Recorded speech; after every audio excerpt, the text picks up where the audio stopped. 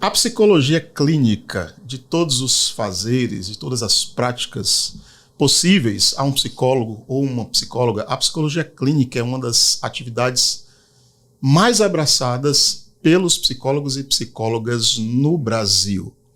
Mas essa não é uma atividade que pode ser feita de qualquer maneira.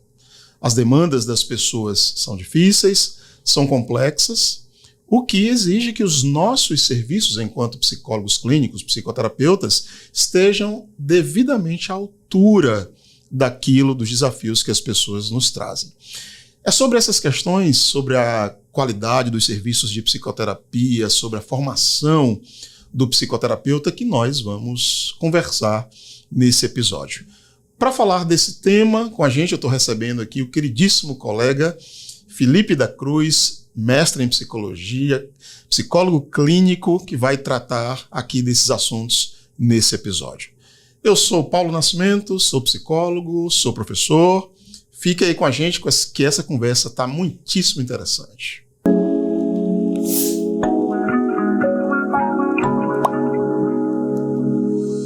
Felipe, seja bem-vindo aqui no Ser Psicast. Como é que você tá? Você tá bem? Como é que você vai? Cara, muito obrigado. Tô bem sim, tudo certinho, caminhando. Quero lhe dizer que é um prazer revê-lo, né? Nós que já tivemos uma convivência na universidade. Eu já disse a outras pessoas que vieram aqui, Felipe, antes eu fico muito, muito, muito feliz quando eu vejo os alunos, né? A turma com quem a gente conviveu um período fazendo coisas boas na psicologia, não desistindo da psicologia, né? E não só não desistindo, mas fazendo bons trabalhos. Eu acompanho um pouco dos seus trabalhos pelo que dá para ver nas redes sociais. E muita felicidade, muito bom ter você aqui. Deixa eu te dizer, a gente sempre começa aqui os episódios com duas questões. Tá, pessoal, te conhecer, eu vou pedir para você se apresentar. Você vai falar um pouco, então, da sua formação, o que é que você fez ou o que é que tem feito, em termos de formação, e um pouco da tua atuação profissional. Ok. Cara, agradecer. Prazer demais te ver aqui novamente. A gente teve essa jornada aí alguns anos atrás, faz um tempinho, né? Acho que foi em 2012, por aí. Por aí. 2013. Enfim, ainda lembro de muitas das aulas que você nos deu naquela época, né? A aprendizagem, psicologia da aprendizagem. Acho que sim. Deve ter sido. Teorias e sistemas. Sim. Foi. Isso mesmo. Mas, enfim, pra quem não conhece, enfim, Felipe da Cruz. Sou psicólogo. Fiz a minha graduação na Universidade Federal de Alagoas, de 2012. Gloriosa UFAL. Lugar que eu gosto, viu? Pensa no lugar que eu gosto, adoro a UFAL. UFAL é um lugar legal, né? Enfim, controverso de coisas, mas muito legal. Sim, exatamente. Então, de 2012 até 2016.2, só que eu tive a sorte ou o azar de pegar 3 greves, né? 3 grandes greves. Durante a graduação? Durante a graduação. Acho que já no primeiro período já peguei uma greve de 3, 4 meses. Enfim, aí durante os outros anos peguei mais greves. Minha turma iria se formar, 16.2, que é dezembro. Só que aí por causa das greves, ela acabou tendo que se formar em outubro de 2017. Poxa, como atrasou? Um atraso significativo. Só que aí eu fiz uma manobra na época. Uma manobra muito, muito louca. Que foi adiantar a formação. Então eu estava no estágio, né, o último ano da psicologia na época era apenas estágios. Sim. E aí eu comecei a fazer mais horas de estágio. Se eu não me engano, estava rolando até uma greve, então a graduação estava parada, só que os estágios continuaram. E aí adiantei as disciplinas e pensei, na época minha família estava vivendo uma situação financeira um pouco complicada, eu pensei, eu não posso ficar mais um ano sem ganhar dinheiro, sem trabalhar. E aí, no estágio, eu tinha tido contato com a galera da residência. A residência multiprofissional em saúde do adulto e do idoso da Universidade Federal de Alagoas. Sim. Aí eu pensei, eu vou fazer residência. Só que a seleção da residência ela é no início do ano e minha turma ia se formar em outubro. A seleção acontece em janeiro, acho que está acontecendo até antes, hoje, novembro, sim. Outubro, novembro. E aí, adiantei tudo, adiantei as horas de estágio, conversei com a preceptora do estágio da época, ela, não, vamos lá, pode fazer que a gente desenrola. E comecei a fazer a seleção da residência antes de ter colado o grau. E acabou que deu certo. Assim, a história é mais longa, mas enfim, para resumir. Sim. Dia 20 de fevereiro de 2017, saiu o resultado. Não, o resultado saiu antes. Mas enfim, saiu o resultado numa sexta-feira, 9 da noite, que eu tinha passado na residência. Isso, aí segunda eu corri para o FAO com o resultado na mão. Fui na reitoria clamar que eles colassem o meu grau, que a matrícula já era na segunda e na terça. Sim, rapaz, e você precisava apresentar o diploma, né? Isso, para fazer a matrícula da residência, você tem que ter o diploma e o registro profissional. Meu Deus, e deu tempo? Deu. Caramba. Foi um barato, enfim. Mas acabou que eu consegui, fiz a matrícula, em março eu já estava iniciando a residência. Foi, enfim, uma mistura de sorte com coragem que me deu na época, gigante. A boa parte da minha turma formou em outubro, só que quando a gente formou, eu já estava na residência há alguns certos meses, né? Então a minha primeira experiência profissional foi residência, que aconteceu de março de 2017 até fevereiro de 2019. E foi a virada de chave na minha formação. Por quê? Cara, porque eu saí da graduação, primeiro que eu saí muito novinho. Eu acho que essa foi uma grande questão. Com 22 para 23 anos. E eu tinha uma grande sensação que eu não sabia o que um psicólogo fazia. Sim. Então eu saía angustiado. Eu saía assim, tipo, o que um psicólogo faz? Sabe? E eu sinto que durante a graduação, enfim, até por o posicionamento de alguns professores, é uma coisa meio enigmática, né? Tipo assim, não, em algum momento vocês vão descobrir o que é que um psicólogo faz. Sim. E aí, eu sinto que essa minha descoberta se deu na residência. Uhum.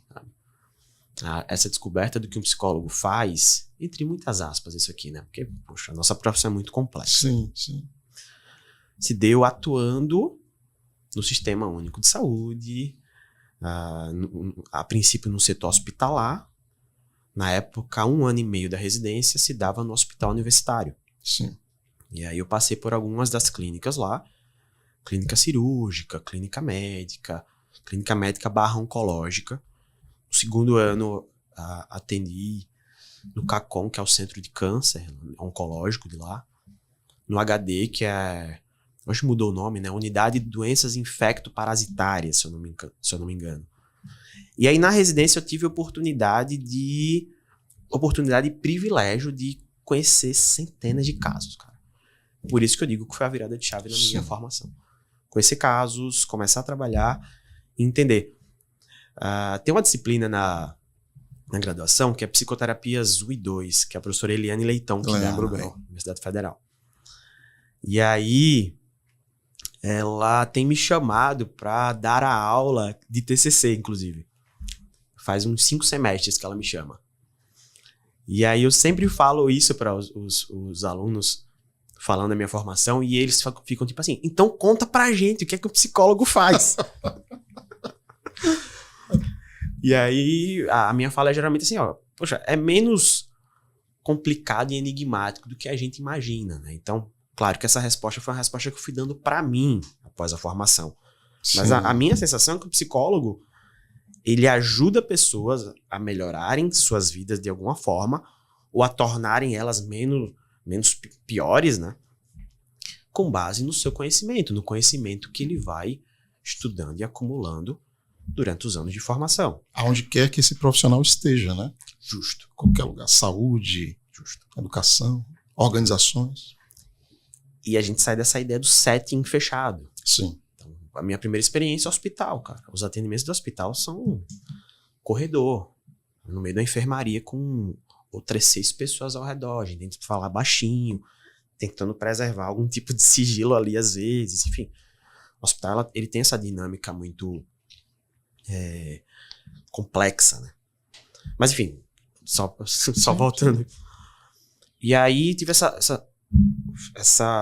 esse privilégio de atender centenas de pessoas, conhecer centenas de casos, e aí a sensação é que foi aí que eu fui me direcionando para a clínica. Sim. Porque eu saio da graduação querendo fazer carreira acadêmica. Eu queria fazer mestrado, doutorado e queria em algum momento conseguir dar aula, passar num concurso, etc. Sim, sim. Mas enfim, por várias questões da vida, entrei na residência, prática profissional, atendendo pessoas, conhecendo histórias de vida. Acho que essa é a minha sensação principal. O psicólogo, ele vai ter oportunidade de conhecer muitas histórias de vida, né? E aí foi aí que a clínica começou a me fisgar.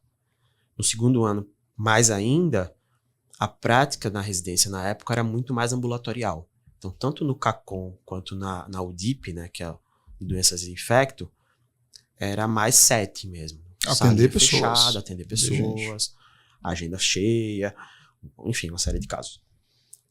Pós-residência, eu tô me alongando um pouco falando da formação, mas... Tá tudo certo. Vamos não. Pós-residência, a minha ideia era... Eu vou fazer o mestrado, ainda flertando um pouco com a ideia da academia ali. Carreira acadêmica. Aí eu pensei, vou pegar a bolsa do mestrado e eu vou começar uma clínica particular, né? Sim. Trabalhar. E no segundo ano da residência eu tinha feito uma pós, que aí é a questão. Entraram 4 psicólogos na residência e um deles ele já era TCC, doente. Outro colega meu era psicanalista e até com a experiência maior. E aí o contato com esses colegas me ensinou muito, sabe?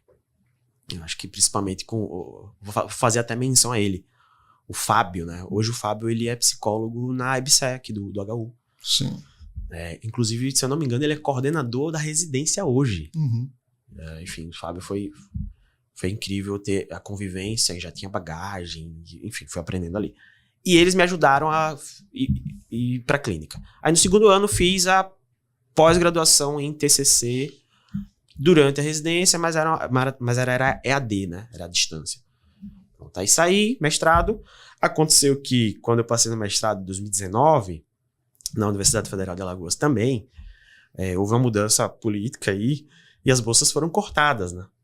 E aí o meu plano foi por água abaixo. Eita. Eu vou conseguir bolsa. Não consegui bolsa, coisa nenhuma, porque foram liberadas 3 bolsas na época. A turma anterior à minha, todo mundo tinha bolsa. Sim. E aí, na minha vez, 3 bolsas apenas foram liberadas e eu não peguei a bolsa, etc. Essas bolsas eu imagino que elas devam ter sido distribuídas por colocação na seleção, né? Isso, edital. Sim. Acho que na época eu fiquei em 15º no edital de bolsa, né? Só os 3 primeiros pegaram. Sim, sim. E aí foi quando a clínica, ela teve as urgências da vida, né? Finanças, etc. A clínica teve que começar a acontecer. Sim, sim. Porque eu não tinha mais o plano que eu tinha não estava acontecendo. Mas enfim, aí eu comecei clínica e aí eu consegui um vínculo depois para trabalhar no local que eu tinha sido estagiário, que foi o Centro de Recuperação e Educação Nutricional, que é o CREN. Não sei se você já ouviu falar. Não conheço. O CREN é um centro de recuperação nutricional para crianças desnutridas. E ele opera no Denison Menezes, que é um bairro por trás do presídio. Sim. Denison Menezes, Gama Lins. Acho que o CREN já tem uns 15 anos. Um bom tempo. Sim. A instituição foi fruto do trabalho de doutorado de uma professora da universidade de nutrição. E aí, enfim, o fruto do trabalho foi o CREN. E é uma instituição incrível. Eu tinha feito estágio extra lá. E quando eu saí da residência, professor, a equipe me chamou. Você não quer vir trabalhar com a gente? Eu, claro que eu quero. Aí, pós-residência, a minha vida foi dividida em mestrado, tentativa de iniciar uma clínica e trabalhar no CREN. E aí lá no CREN as demandas diversas, né? E aí acabou que depois foi direcionando mais uma pegada clínica. Sim. Então eu tive mais uma vez o privilégio de atender muita gente, né? A instituição fez convênio com o SUS e aí a gente acabou pegando uma demanda que as unidades de saúde básicas, etc., de saúde da família não estavam conseguindo abarcar. Dando conta. Mas enfim. E aí, já resumindo, fiz o mestrado, concluí no meio pandemia. E a clínica começou a dar certo. Eu sinto que até eu perdi um certo interesse no mestrado, no tema que eu tava começando a trabalhar, pandemia, uma série de coisas aconteceram, enfim. E aí, hoje eu trabalho exclusivamente com clínica e todas as minhas formações e estudos mais recentes estão direcionados para isso. Então, hoje eu faço uma formação em terapia de esquema pela Weiner, cursos. Tá em curso essa formação? Tá em curso, né? Tô finalizando ainda.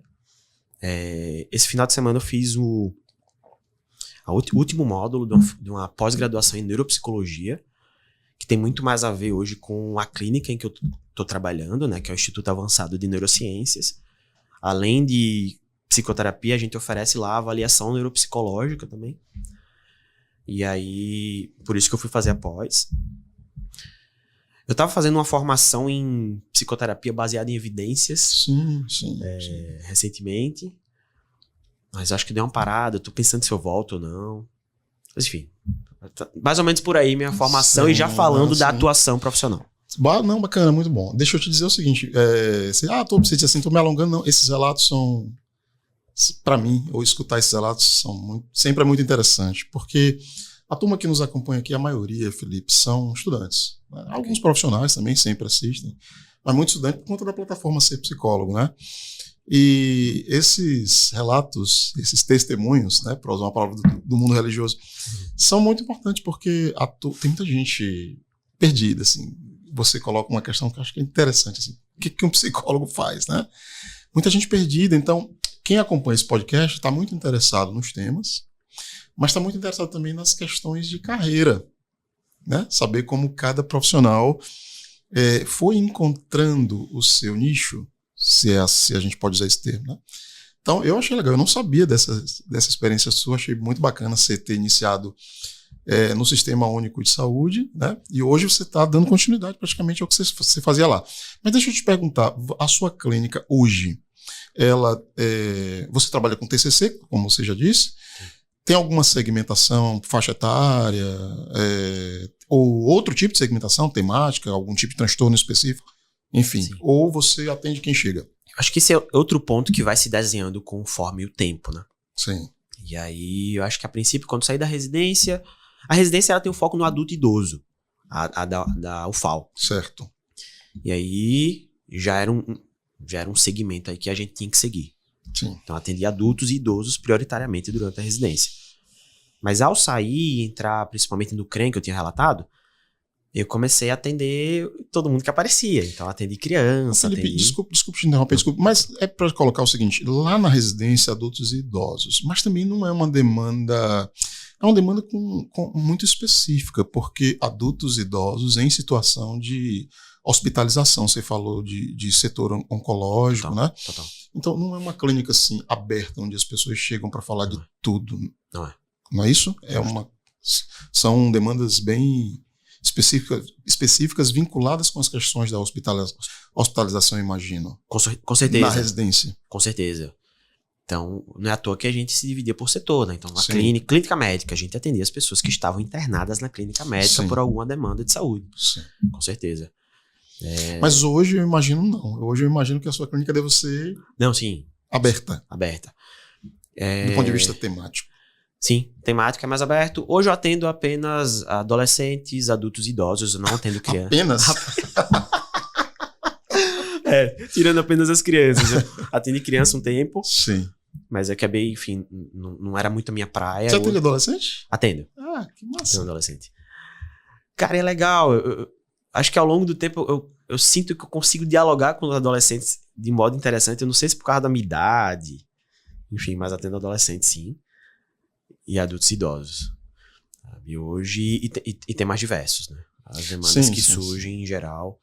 Então hoje, acho que minha paciente mais nova deve ter 14 anos.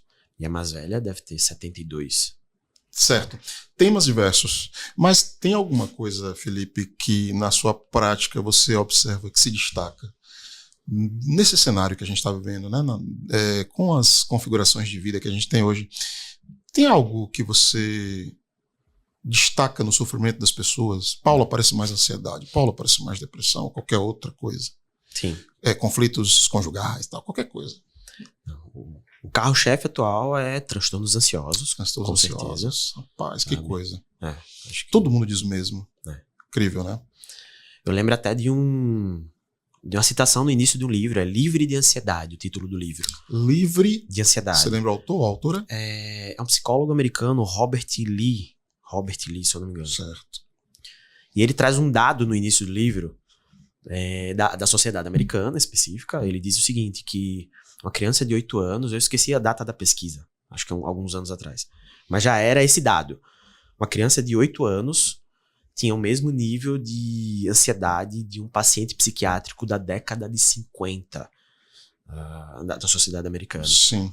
Ele começa o livro, que é um livro para um tratamento de transtornos ansiosos. É um livro-texto, inclusive, tá? Apesar do título, né? Ele começa com esse dado. E eu acho que só vem piorando, cara. Então, transtornos ansiosos, carro-chefe, transtorno de humor, depressão, etc. E aí vem os outros depois. Dos grandes best-sellers que tem circulado hoje, eu não vou lembrar o nome do autor, é o Geração Ansiosa. Você conhece esse livro? Cara, não conheço. Mas esse cara, ele está discutindo especificamente a afetação das telas. Certo. Isso aparece muito na tua clínica? Com certeza. O tempo todo. Pelo fato de atender adolescentes e jovens, muitos na faixa etária dos 17, 20, 21, 20... enfim, acontece muito. Então, jovens que estão em processo de entrada no vestibular, fazer algum tipo de prova para seleção para faculdade. Sim. E a grande queixa deles é essa. Eu não consigo sentar para estudar. E aí, eu acho que é a temática que a gente tá vivendo, né? A gente tá vivenciando, tentando fazer algum tipo de pesquisa para tentar entender como que essas coisas estão nos impactando, mas as mídias sociais, as redes sociais de mídia curta, principalmente, elas estão modificando o modo como a gente tem os nossos processos atencionais, enfim, Sim. Por aí vai. Isso, com certeza, a gente vê muito. Certo. Bora falar sobre a qualificação do psicólogo clínico, né? Esse tema que eu acho que é difícil, mas eu também sou psicoterapeuta, Felipe, e eu tenho ultimamente me preocupado bastante com isso. Veja, a gente tem um cenário muito desafiador, você colocou muito bem, tem muita psicoterapia disponível, né? A oferta desses serviços nos últimos anos explodiu, né? Porque a gente teve um aumento muito grande de cursos de psicologia no Brasil, tanto nas instituições públicas, principalmente nas instituições privadas. Exato. Então, o mercado a gente está falando em Alagoas tem quase 8 mil profissionais registrados, né? Seu CRP é que número? 4646. 4646. O meu é 3398. Não está tão longe não, né? Tem muita gente aqui, muita gente. E como tem muita gente em tudo quanto é lugar, eu tenho pensado muito na qualidade desses serviços, sabe? Eu trabalho com uma abordagem, eu vou dizer isso pela primeira vez aqui no podcast, acho que eu vou assustar algumas pessoas. Eu trabalho com uma abordagem que eu considero... Eu tenho considerado gradativamente que eu vou precisar me atualizar do ponto de vista do referencial para cuidar o melhor possível das pessoas. Quero dizer que eu trabalho com uma abordagem que eu cada vez mais tenho me convencido de que ela está envelhecendo. Ela não está dando conta do que tem a partir. Eu trabalho com uma abordagem centrada na pessoa. Que a minha leitura é que ela funciona bem como uma filosofia da clínica. Ao falar de empatia, a valorizar a qualidade da relação. Caramba, ok. Mas eu tenho, por exemplo, pensado em começar a estudar psicoterapia baseada em evidências. Ok. Eu já comprei um livro, está lá guardadinho, né? É um tema que a vontade de aprofundar isso tem crescido dentro de mim. Mas passando a bola para você, eu te pergunto assim, o que você acha? Assim, quais são os pré-requisitos fundamentais que um psicoterapeuta, um psicólogo clínico deve ter para oferecer um serviço que dê conta à altura da necessidade que as pessoas trazem, né? Do sofrimento que as pessoas trazem? O que essa pessoa tem que ter para que ela não ofereça um serviço ralo, insuficiente, né? Sim. Cara, acho que a pergunta de ouro, né? Pergunta de ouro. Gigantesca, né? Eu penso muito sobre isso. Sim. Inclusive por causa da minha formação, né? Eu sou psicólogo clínico, sim. Acho que próximo mês eu faço 8 anos de formação, de formado, mas eu ainda tô em processo, né? Então ainda tô me capacitando, entendendo coisas, as demandas mudam, enfim. Hoje, desculpa te interromper, hoje, claro que isso aqui vai ficar gravado, mas vamos dizer a data. Hoje é que data? 20 de janeiro. Esse episódio está sendo gravado no dia 20 de janeiro. Hoje o Facebook me lembrou que eu faço 13 anos de formado. Caramba. Você falou, eu lembrei. Mas deixa eu voltar para você. 8, né? Eu faço 13 anos de formado. Justo. E aí... Você estava falando da sua formação, né? Isso, Não. 8 anos. Eu tava pensando no tempo, né? O meu é o teu é dia 20, pronto, 20. O meu é dia 20 também, cara, só que fevereiro. Sim, entendi. Se eu não me engano, é 20 a 21. Minha mãe depois me corrige aí. Mas tá. Eu acho que a gente parte daquele tripé que foi inaugurado, de certa forma, pela psicanálise, né? Sim. Enquanto a psicanálise tem sua grande importância na clínica da psicologia, né? A psicologia, enfim, surge como ciência no campo da experimentação, laboratório, avaliações comportamentais, enfim. Mas o grande tripé eu acho que ainda funciona. E que, por mais que eu não trabalhe com a psicanálise, as abordagens as terapias cognitivas, né, que a gente usa esse termo hoje, elas também partem desse pressuposto, que é o seguinte: psicoterapia pessoal, análise pessoal. Sim. Então, em algum momento, o profissional que faz psicoterapia, ele precisa passar pelo seu processo de psicoterapia e por várias questões, né? Ele tem que compreender a sua história, como essa história mudou ele, construiu ele, formou ele. Ele tem que entender e compreender quais são os seus principais padrões, quais são as suas principais crenças, já entrando num conceito aqui mais TCC, crenças centrais. Segunda coisa, supervisão.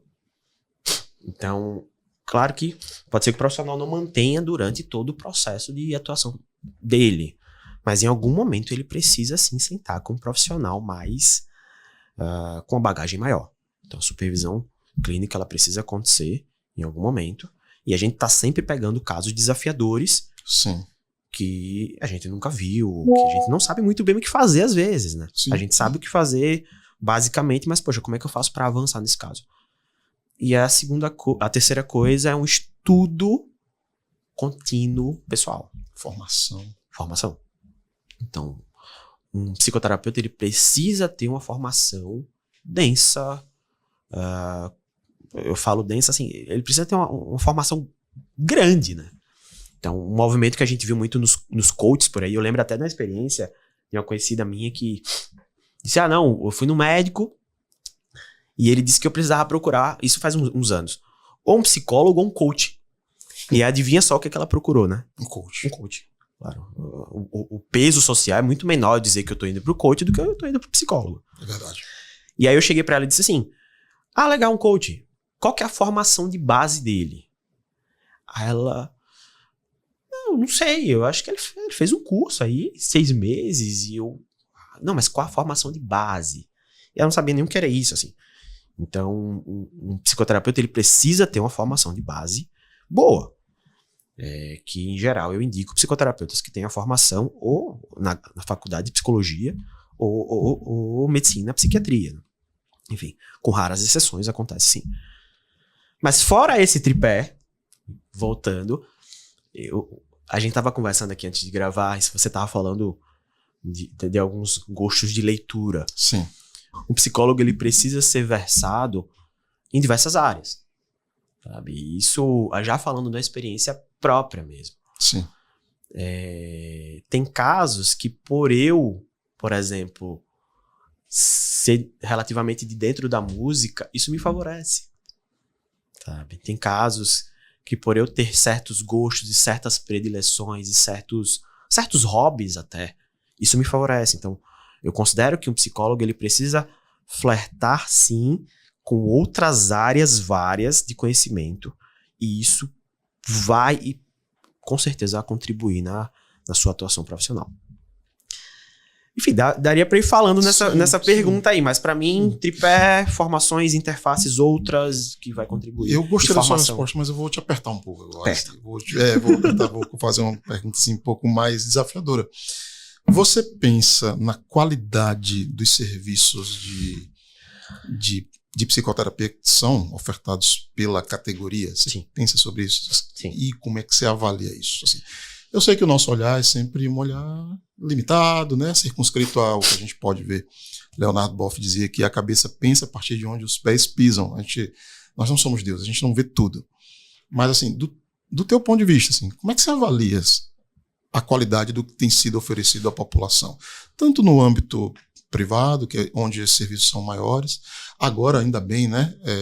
Os serviços públicos, as pessoas estão tendo mais acesso. Você acabou de falar um pouco da tua experiência. Eu sou um trabalhador do SUS também, na atualidade. Voltando, você pensa nisso? Penso. E como é que você avalia? Com sinceridade, não se restrinja não, fique tranquilo. Eu vou começar respondendo isso falando que por esses dias eu tava mexendo no Instagram e vem pra mim uma publicação impulsionada, né, que o pessoal paga pra aparecer. Sim. De um jovem dizendo assim, jovem psicólogo, encha a sua clínica, tenha tantos clientes por semana. Eu vejo isso todo dia. E ele se posicionava, eu fui olhar os stories que eu fiquei um pouco chocado, e ele se posicionava como se fosse uma pessoa que tivesse uma experiência profissional gigantesca. E quando eu comecei a observar, ele era recém-formado. Sim. Muito recém, tá? Muito recém-formado. Saiu da faculdade. E já começou a se posicionar nas redes sociais dessa forma. E isso tem a ver também com o crescimento dessa onda de marketing, estudos, etc. Sim. Isso é algo que preocupa, sim. Então, sendo muito sincero, eu acho que claro, boa parte não, tá? Mas existe uma parte significativa de psicoterapeutas e de serviços que estão sendo oferecidos que não são interessantes, que não têm uma qualidade boa, que são rasos. E isso tem que ser levado em conta. Então, você usou um termo que eu queria ter usado, eu não lembrei. Rasos, serviços rasos. Então, na minha opinião, isso tem acontecido muito. Por isso que a formação de um profissional de psicoterapia, ela precisa ser contínua, extensa, densa.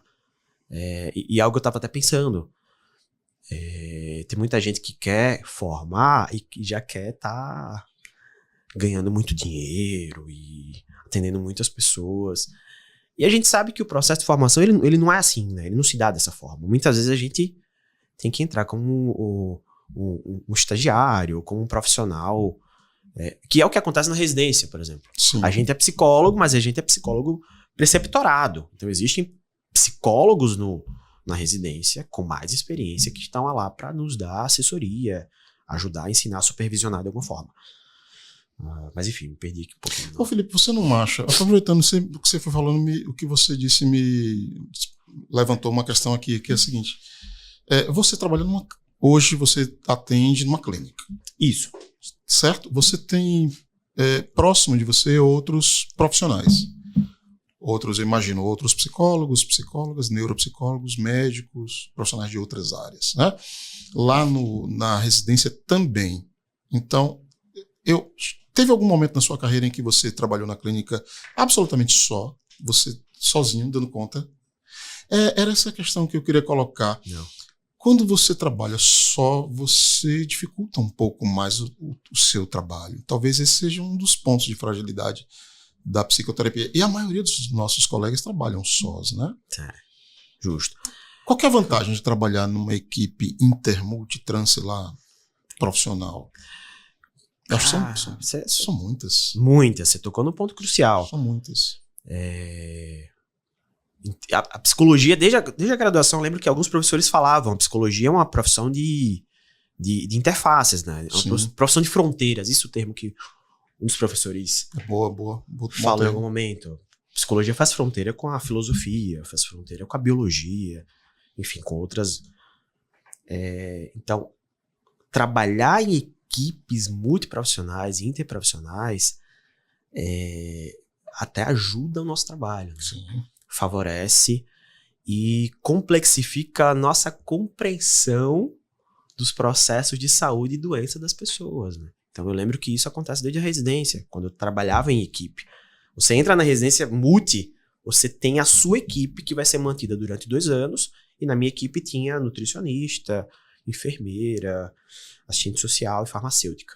Então a gente sentava quase todos os dias juntos e ver como essas pessoas enxergam os processos de saúde e doença das pessoas, enfim, dos usuários, e ver como eles compreendem, como que a formação deles faz com que eles atuem em trabalho. Isso favorece, enriquece, complexifica e nos ajuda enquanto profissionais, sim, totalmente. Eu vou contar vou fazer um brevíssimo relato disso que você está falando e da vantagem. Eu trabalho, como a gente já colocou aqui, eu trabalho nesse momento num centro de atenção psicossocial, né, no CAPS, AD, álcool e outras drogas.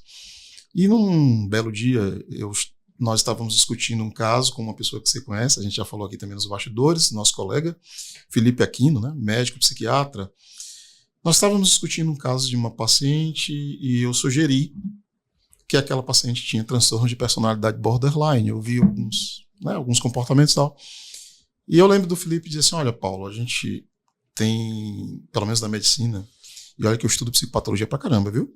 Caramba. Estudo psicopatologia pra caramba, já tenho curso de psicopatologia aqui na plataforma, mas uma frase, num diálogo com um colega, refletindo sobre um caso, mudou totalmente a minha perspectiva sobre os transtornos de personalidade. Lembrei de uma coisa também.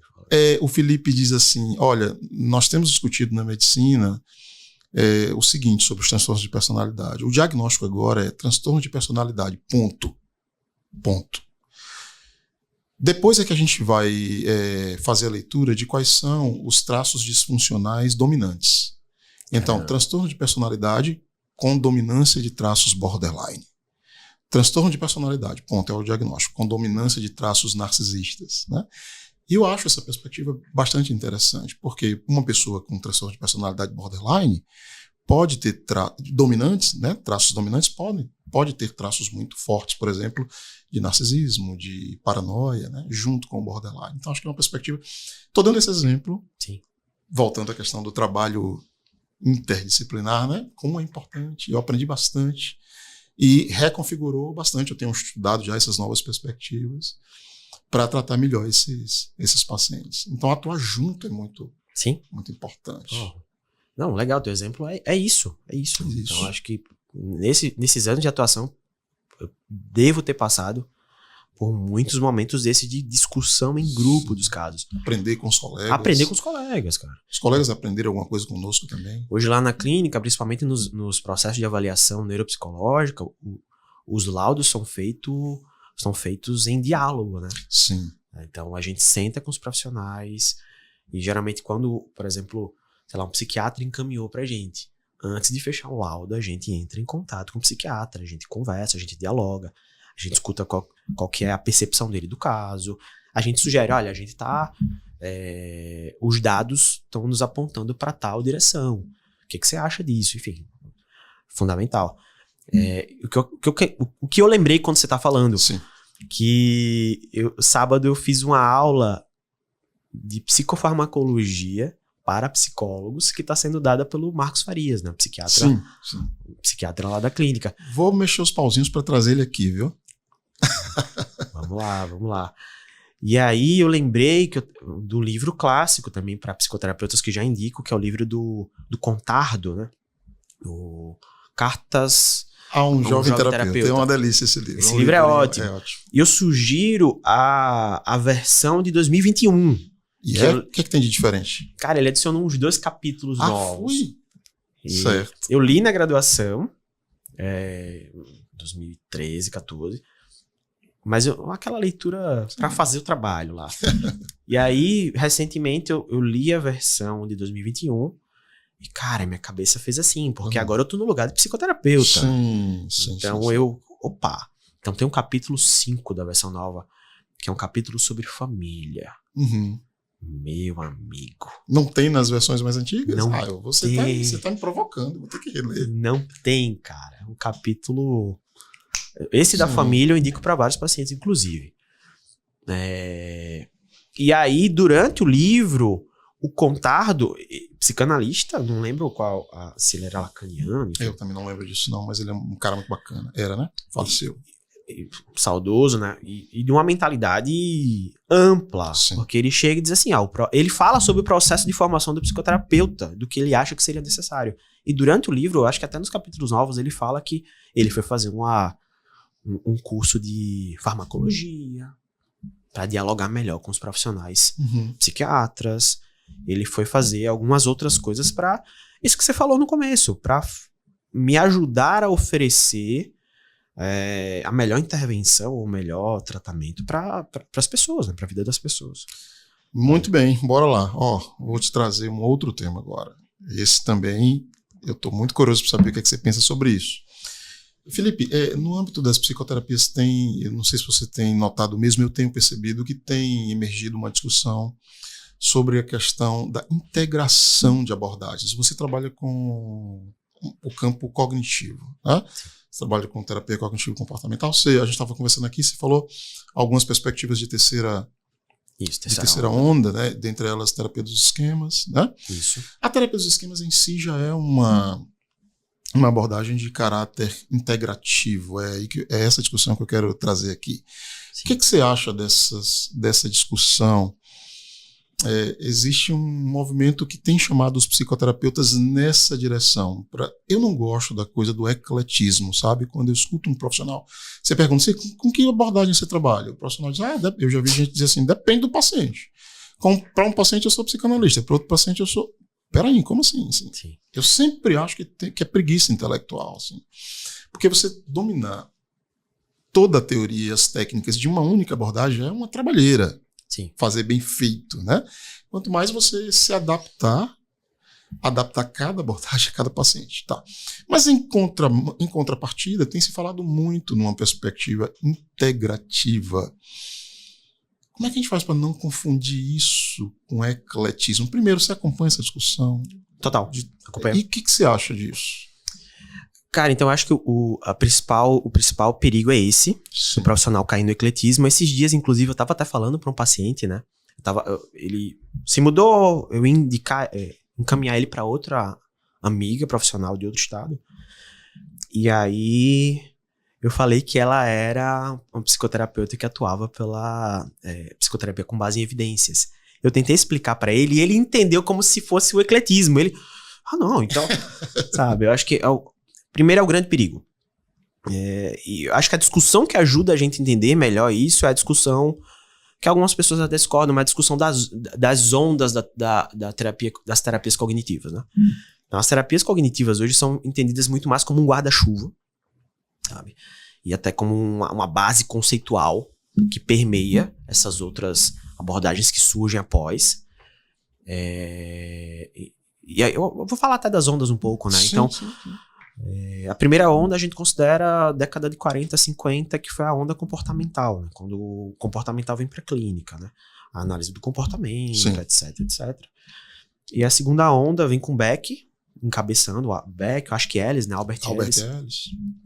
Década de 60, quando eles trazem essa perspectiva mais cognitiva e a TCC vai se formando, né? O cognitivismo, sim, com algumas intervenções comportamentais, inclusive. E mais recentemente, acho que desde a década de 90, que o que a gente chama de abordagens de terceira onda começaram a ser estudadas, elaboradas e a se difundirem e estão chegando no Brasil, né? Estão vindo. E acho que as principais de terceira onda, terapia de esquema, ACT, né, que é a terapia de aceitação e compromisso, acho que tem a DBT também, que é a terapia dialética comportamental, acho que tem a FAP, enfim. Eu lembrei até da discussão que eu estava com um colega meu, que ele era de outra área, ele estava falando da terapia de esquema, ele falou isso, eu vi que a terapia de esquema, ela tem gente que para paciente usa mais a terapia de esquema da psicanálise, e eu acho que a discussão não é essa. Sim. Então, quando você falou, por exemplo, da abordagem centrada na pessoa e que você compreende ela muito mais como uma filosofia, eu acho que a discussão é por aqui. A base das TCCs, das terapias cognitivas, ela é cognitiva. Uhum. Mas o que acontece? O integrativo da terapia de esquema é porque o pessoal eles começaram a beber de outras filosofias ou até de outros processos interventivos de abordagens e trouxeram para dentro, sabe? Mas com esse olhar cognitivo. Sabe?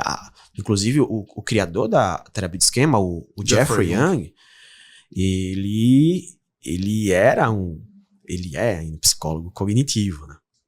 Acho que no livro clássico da terapia de esquema, aquele branco com laranja, ele fala isso. Então, o não cair no ecletismo passa por aqui. A base das terapias, principalmente essas recentes, do que o pessoal está começando a falar de psicoterapia baseada em evidências, é uma base que parte das terapias cognitivas, né? Da compreensão do cognitivismo, dessa pegada comportamental também. Claro, vão aderindo outras coisas. Então, por exemplo, hoje a gente está trazendo muito mais o mindfulness, você já deve ter escutado falar bastante. Claro que sim. O mindfulness que bebe na tradição oriental. Sim. Acho que, se eu não me engano, no episódio o Rondinelli ele falou um pouco aqui de mindfulness, né? Ele falou bastante. Mas enfim, só para não me perder, me ajuda aí. Não, a gente está discutindo essa coisa, né? Como é que a gente faz para não confundir essa perspectiva integrativa, que parte do pressuposto de que uma abordagem apenas não consegue dar conta de toda a complexidade do humano. E tem se feito um convite para que a categoria, os psicoterapeutas, né, pensem as contribuições que outras abordagens podem dar. Mais ampla. Eu fico pensando eu vou trazer de novo, como é que a gente separa isso de uma perspectiva dita eclética, porque é um pouco do que você estava dizendo. Cada abordagem tem uma filosofia específica, e muitas vezes elas são algumas vezes elas são contraditórias. Eu fico pensando como é possível integrar determinadas abordagens, assim, dentro de uma única prática, e essa prática não vire uma salada, uma bagunça, uma coisa sem método, né? Acho que há outros episódios o pessoal deve ter falado um pouco sobre terapia de esquema aqui. A explicação teórica ela é maior, ela é mais complexa, né? Então, te atrapalhei, desculpa. Mas, por exemplo, a terapia de esquema, ela traz uma teoria da personalidade para TCC que não existia. Sim. Sabe? Sim. E aí, para trazer uma teoria da personalidade, ela vai beber em quem já tinha falado de personalidade. Então, por exemplo, ela traz as explicações de Bowlby, né? A teoria do apego. Sim. Sabe? Mas sempre dentro dessa compreensão cognitiva. E flertando um pouco com as neurociências, Mas etc. eu acho que a terapia do esquema, quando se diz que a terapia do esquema é um tipo de terapia integrativa, eu particularmente não vejo um problema, porque é o que você está dizendo, ele dialogou com contribuições anteriores, e essas contribuições aparecem no texto do Jeffrey Young como uma coisa nova, né? Com o pé, com a cabeça, as coisas, os conceitos dialogam harmonicamente numa nova teoria, até aí tudo bem. Eu digo o seguinte, o profissional ter uma postura como essa que eu disse. Eu aplico esquemas, eu aplico psicanálise, eu aplico técnicas comportamentais, né? Eu, sinceramente, não vejo muita lógica nisso. Não. E a gente volta para a formação, né? O pessoal está fazendo as coisas sem entender muito bem a origem disso. Acho que é fundamental entender. De onde é que vem a terapia de esquema? De onde é que vem a ACT? Sabe? Qual que é a filosofia por trás, né? Sim. Sabe? É o que eu disse a você, eu estou muito interessado na discussão da psicoterapia baseada em evidências. Eu tenho repensado muito. Eu continuo atendendo, né? Mas, assim, com essa conclusão de que, pelo menos na abordagem centrada na pessoa, você tem uma excelente filosofia da pessoa, uma filosofia das relações, dos encontros terapêuticos, mas faltam protocolos. Eu acho que cuidar dos dilemas das pessoas, que muitas vezes são graves, que implicam questões, às vezes, de vida e de morte, sabe? Que você lidou com muita gente. Você precisa de protocolo. Os melhores possíveis, os mais atuais possíveis. Sim. Eu sinto falta não, isso não existe assim, na abordagem do central da pessoa, que foi uma teoria muito interessante, com avanços muito importantes sobre a compreensão do que é pessoa, mas que é datada, é isso que eu quero dizer. Sim, e eu acho que essa sensação, quando eu penso na minha clínica, o que me levou, por exemplo, para TCC, que a minha formação de graduação não passava por TCC. Né? Eu acho que as demandas dos hospitais... Estudamos na mesma universidade, eu sei o que você está falando. As demandas do hospital eram muito pragmáticas. Né? As pessoas queriam que o sofrimento fosse resolvido. Pois é. Sabe? Acho que foi o que me levou a procurar até algo que, peraí, eu preciso me agarrar em alguma coisa aqui. Enfim, a discussão dos protocolos passa por aqui.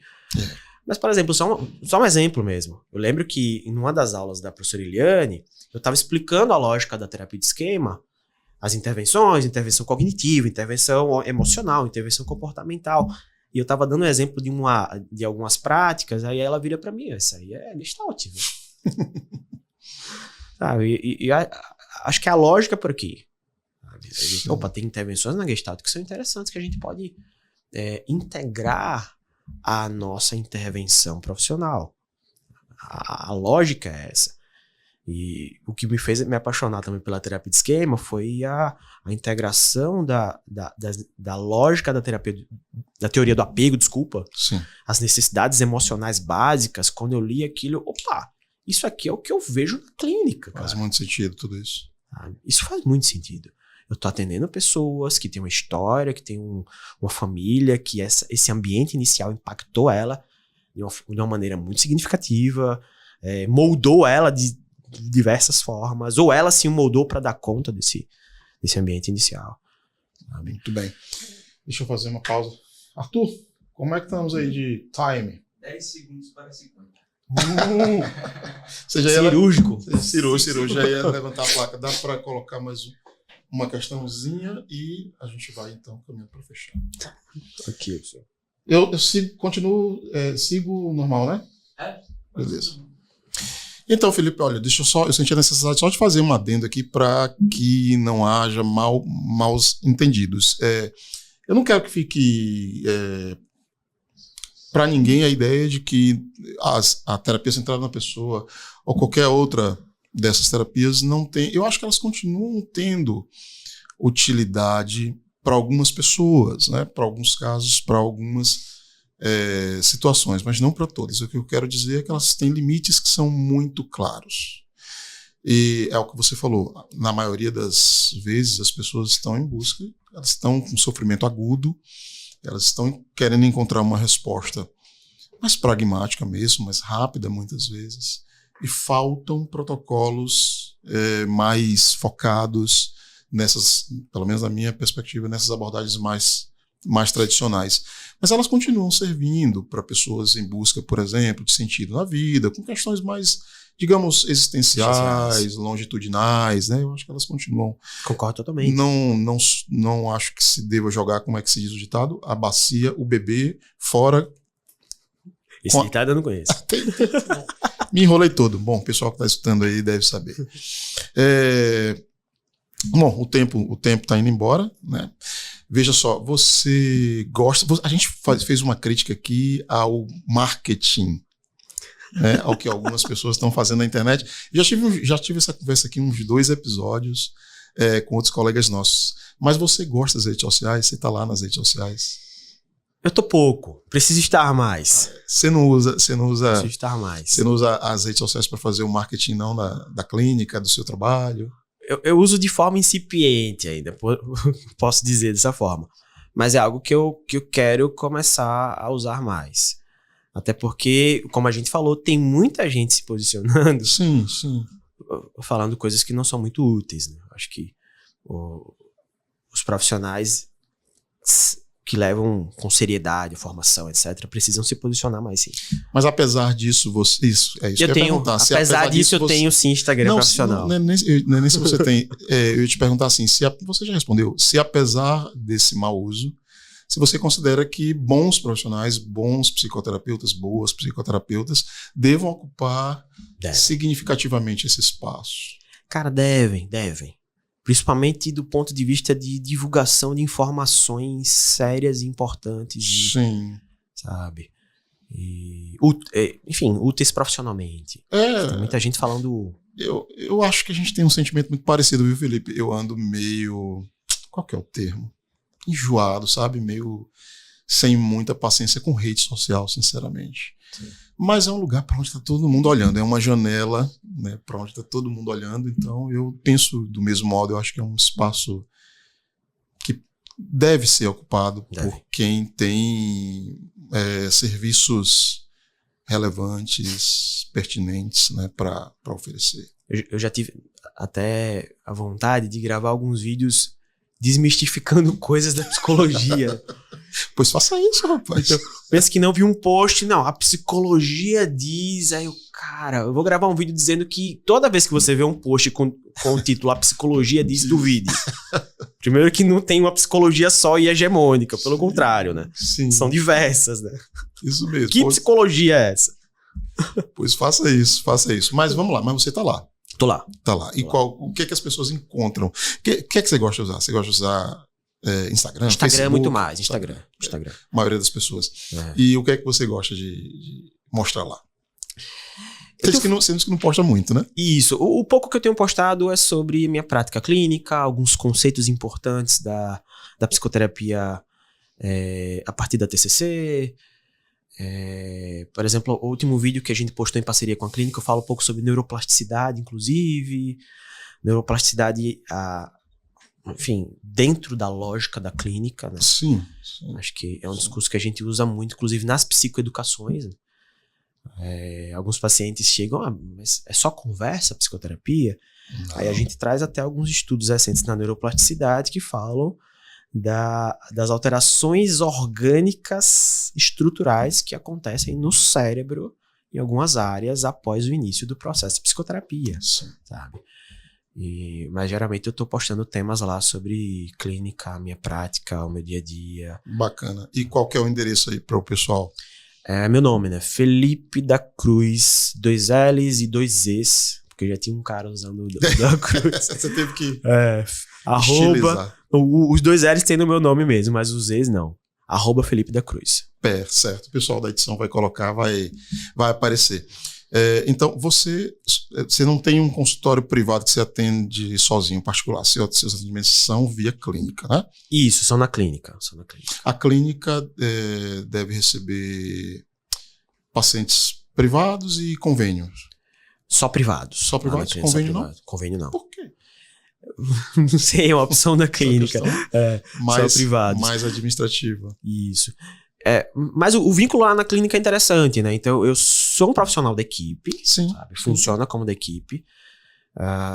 Mas os pacientes são meus. Então, tipo, às vezes vem só por mim, às vezes vem por indicação da clínica. Entendi. Sabe?